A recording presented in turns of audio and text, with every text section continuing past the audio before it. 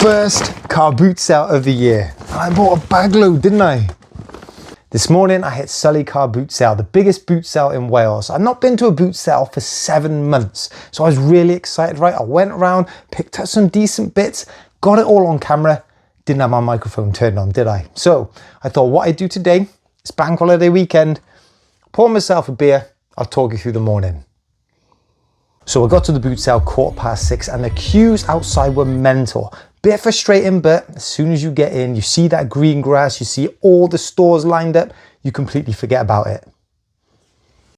And as I'm walking along the first row, I see this pair of Nike Air Max 95s. Quick little bubble check. Yeah, pretty firm. They're pretty worn though, aren't they?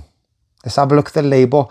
Coming in at a UK size 7, solid lady size. I ask, how much do you want for them? A £5? Let's grab them. So here we are, the first boot sale pickup of 2025. This battered pair of Nike Air Max 95s. Like, the more I look at them, the more dirty they get.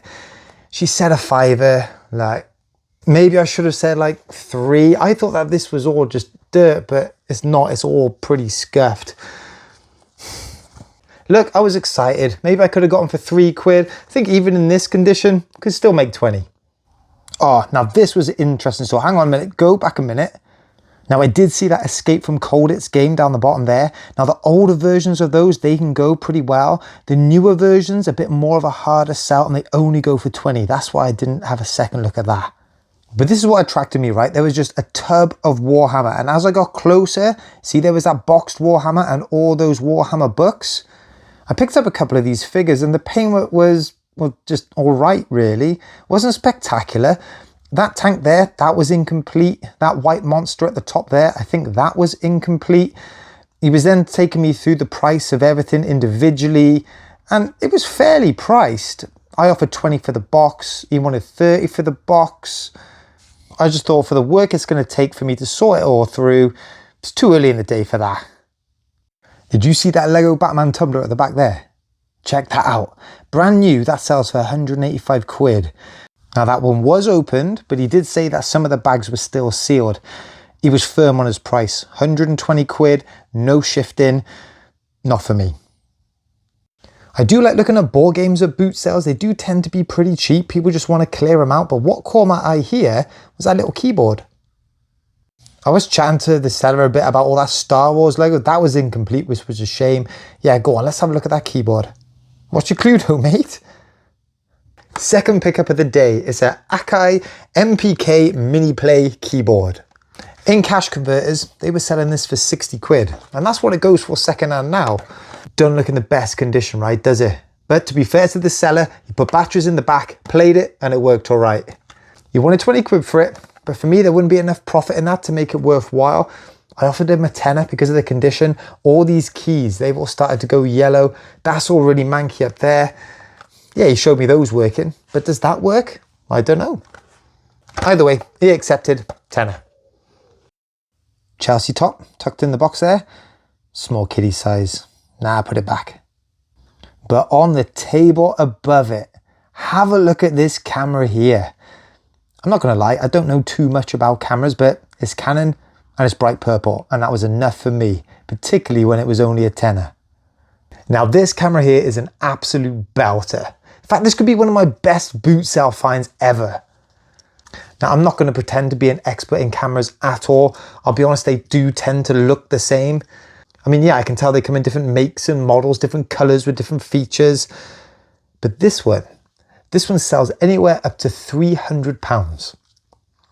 If it means anything to you, it's an IXUS 285HS.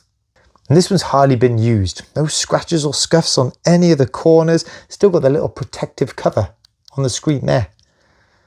It's got the battery in, but the seller didn't have the charger. But you know what? I'm pretty confident that that's working. Now, obviously to fetch those high prices, I need the charger, I need the box, I need the manual. Don't have any of that. If I can get over 200 quid from a tenner, I'd be happy with that. Quick flick through the top drums. Nothing that great there. And then I saw those Lemony Snicket books. She had the whole set there. She was selling them for £1 each, so 12, or if I bought all of them, a tenner. If they were hardback, they can sell for about 30 quid. Softbacks, wasn't convinced. left them on the table. But then I started to find some gaming bits, some nice CEX credit coming up. But firstly, shout out to the guy who was running this store. I didn't catch your name, but I know you watch your channel. Thank you so much for giving me a great deal on this San Andreas game. It was only £1. Was it trading to CEX 2 or 3? And this next guy, he had a right mix of stuff. Perched at the back there, a big box of Nintendo Wii bits. But what caught my eye in particular is that cardboard sleeve Mario Kart. And here's the box of bits here. I paid £20 for it all. With any gaming bundle like this, you can never guarantee the console works. So I always value it on the games. And down here, you got Mario Kart, which is definitely in there, with a couple of wheels there. So that's most of your money back. Wii Sports as well. If I flick these games over, there's a bit of reasonable CEX credit here. Couple of quid for Mario and Sonic, £1.50 for SpongeBob. Some of these games, 30, 60 pence each. It adds up, and it adds up pretty quick. But what I also saw through the side of the box, the 2 official Wii remotes, they've got those little clippy bits in the bottom. Those things, can't remember what they're called. Now look, I have opened these up and they do need a bit of TLC, but I'm pretty sure I can bring them back to life. So between the controllers, the Mario Kart, bit of CEX credit there, 20 quid, that's a pretty solid deal. Have a look at this store here. We've got an original NES console, and in the box, another 3 of them. Now the lady wanted 50 quid each, which actually doesn't sound too bad, but they didn't all have the leads, they didn't all have a controller, and they were looking a bit manky. Now, to be fair to her, she said if I'd bought all of them, she'd be open to an offer. But what would be a reasonable offer there? You know, 4 times 50, that's 200. You reckon you could have bought 3 and got one for free, maybe? 150 for the lot? What would you have done? Would you have bought them? For me, it's a big expenditure. Yeah, there's a bit of potential profit in there, but we're still really early in the season. I haven't got to be making gambles like this yet. Some solid titles here, just get that plastic out of the way. Grand Theft Auto Liberty City Stories, PSP, no game. Always nice to see vintage Pokemon cards, and fortunately no shinies or no first editions. I've always been intrigued by Goo-Jitsus. It's the type of thing that you can sell off in bundles, but individually some of them are worth a fair whack of money. I just don't know enough about them yet, and she wanted £3 each for them. A little bit too much to have a punt. She wouldn't do a deal on the box, so I just left them. What's in that binder though? Nothing. This one had me an absolute treat as well. Look at that on the end. Digimon World, PS1. There's just no front to the box, and Jimmy White's too. Great.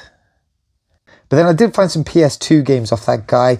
Thing is, the boxes are completely wrecked. He only wanted £1 each. But the good thing is, these have all got manuals, all got the discs. I've got plenty of replacement boxes anyway. Lord of the Rings, 2 Towers. Lord of the Rings, Return of the King. Enter the Matrix. Max Payne. Look at this, lenticular cover. Oh, needs a bit of a clean. Rayman 3. Oh, this boy here was a character, right? £3 this, £5 that. But he had this little table here which had loads of like old collectibles. And this caught my eye, this Tamiya Leighton House Formula 1 model kit car. I opened it up and look, all still sealed inside. It's even got the original glue in there. Now these in this condition, sell on eBay for about 90. Bloke wanted 60, didn't he? He knew exactly what this was about, and I don't blame him. Right collector, looking for this piece. Still a good price for him. And by that point then, my day was nearly over. I was heading back to the car, but then my mate Marcus tapped me on the shoulder because he'd spotted a Ewan the Dream Sheep. Mate, I couldn't have gone to the first boot sale of the year and not picked up Ewan, could I? Absolute channel favourite. That one's already up on eBay, 15 quid. And then, right, I was searching through a box of toys and I saw this guy, a dinosaur conductor. I can't remember what he's off. I can't. But you know, when you've seen something before, and I've sold this before a few years ago, and I remember it just went surprisingly well. Like, that type of thing just stays with me. It's stuck in my head. So I saw him and I was like, I've got to buy him. And he was only £1. Right, steady, mate. That one there, right, that sells for about 25 quid. Not bad for £1. So guys, great to be out in the field again. Hopefully this season we have lots of good weather. We can go out there every weekend and find tons of bargains. And guys, if you enjoyed this video, I know it's a bit different. I had to do a lot of voiceover today because I just lost all of that sound and that footage. But if you did enjoy it, let me know. Hit that like, hit that subscribe, and I'll see you in the next one.